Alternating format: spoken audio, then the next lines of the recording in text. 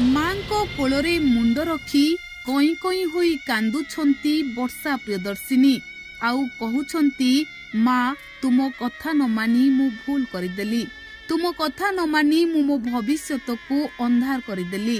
ଆଜି ମୋ ଆଖି ଆଗରେ ମୋ ସଂସାର ଉଜୁଡ଼ି ଗଲା, ମୋ ସବୁ ସ୍ୱପ୍ନ ଚୁନା ଚୁନା ହୋଇଗଲା। ଏମିତି କହି କାନ୍ଦୁଛନ୍ତି ବର୍ଷା ପ୍ରିୟଦର୍ଶିନୀ।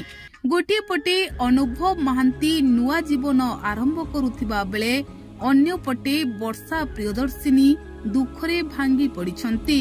ହଁ ଦର୍ଶକ ବନ୍ଧୁ, ଆଜି ଥିଲା ଅନୁଭବ ଓ ଜାଗୃତି ଶୁକ୍ଲାଙ୍କ ନିର୍ବନ୍ଧ, ଯାହାକୁ ନେଇ ବେଶ ଖୁସି ଥିଲେ ଅନୁଭବ ଓ ଜାଗୃତି ଶୁକ୍ଲା।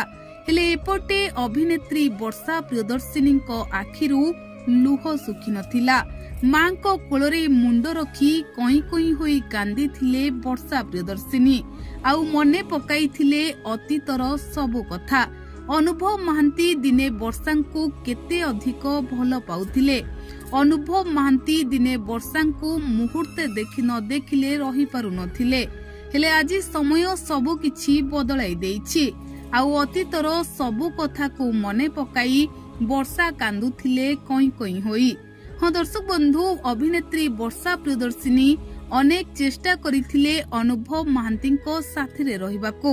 ହେଲେ ସବୁ ଚେଷ୍ଟା ପରେ ବି ହାରି ଯାଇଥିଲେ ବର୍ଷା ପ୍ରିୟଦର୍ଶିନୀ। ତେବେ ଦର୍ଶକ ବନ୍ଧୁ, ଆଜି ଯେହେତୁ ଅନୁଭବ ଓ ଜାଗୃତି ଶୁକ୍ଲାଙ୍କର ନିର୍ବନ୍ଧ ହୋଇଥିବା ନେଇ ଚର୍ଚ୍ଚା ହେଉଛି, ତେଣୁ ଲୋକେ ଭାବୁଛନ୍ତି ବର୍ଷା ପ୍ରିୟଦର୍ଶିନୀ ମାଙ୍କ କୋଳରେ ମୁଣ୍ଡ ରଖି ଏମିତି କିଛି କହି ନିହାତି କାନ୍ଦୁଥିବେ।